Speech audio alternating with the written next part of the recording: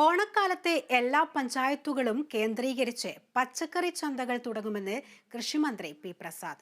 കേരളത്തിന് പുറത്തുനിന്ന് ഇടനിലക്കാരെ ഒഴിവാക്കി പച്ചക്കറി എത്തിക്കാൻ സംവിധാനം ഒരുക്കിയിട്ടുണ്ട്. വിലവർധന പിടിച്ചു നിർത്താനുള്ള ഇടപെടലാണ് കൃഷിവകുപ്പ് നടത്തുന്നതെന്നും മന്ത്രി കേരള വിഷൻ ന്യൂസിനോട് പറഞ്ഞു. ഈ കാലാവസ്ഥ വ്യതിയാനവും ഈ ദുരിതങ്ങളുമെല്ലാം ഉണ്ടാകുമ്പോൾ വിപണിയിൽ നോക്കി നിൽക്കുന്ന ചില ആളുകളുണ്ടാവാം, അതിൽ നിന്ന് ലാഭം കൊയ്യാൻ നിൽക്കുന്നവരുണ്ടാവാം. അവിടെ പരമാവധി നമുക്കുള്ള ഇടങ്ങളിലെല്ലാമായിട്ട് ഇന്ന് കേരളത്തിൽ 100 കണക്കിന് സ്റ്റാളുകൾ ഹോർട്ടികോർപ്പ് ഇപ്പോഴുണ്ട്. അതോടൊപ്പം തന്നെ എല്ലാ പഞ്ചായത്തുകളിലും കൃഷിവകുപ്പിൻ്റെ മുൻകൈയിൽ ഓണച്ചന്തകൾ സജ്ജീകരിക്കാൻ തീരുമാനിച്ചിട്ടുണ്ട്. അതിൻ്റെ യോഗങ്ങൾ ചേർന്ന് ചുമതലപ്പെടുത്തിയിട്ടുണ്ട്. പുറമേ നമുക്ക് കളക്ട് ചെയ്യേണ്ട പച്ചക്കറി ഇനങ്ങളുണ്ട്, അത് കളക്ട് ചെയ്യാൻ ആളുകളെ ചുമതലപ്പെടുത്തിയിട്ടുണ്ട്.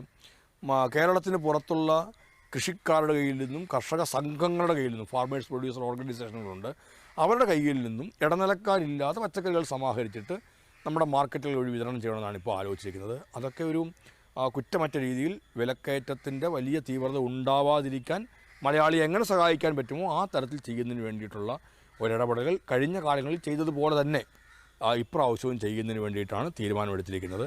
വിപണി വിലയ്ക്കകത്ത് ഒരിടപെടൽ നടത്തി വിലക്കയറ്റത്തെ പരമാവധി കുറയ്ക്കുന്നതിനുള്ള ഇടപെടലുകൾ കൃഷിവകുപ്പിൻ്റെ ഭാഗത്തു നിന്ന് നടത്താനാണ് ഞങ്ങൾ തീരുമാനിച്ചത്.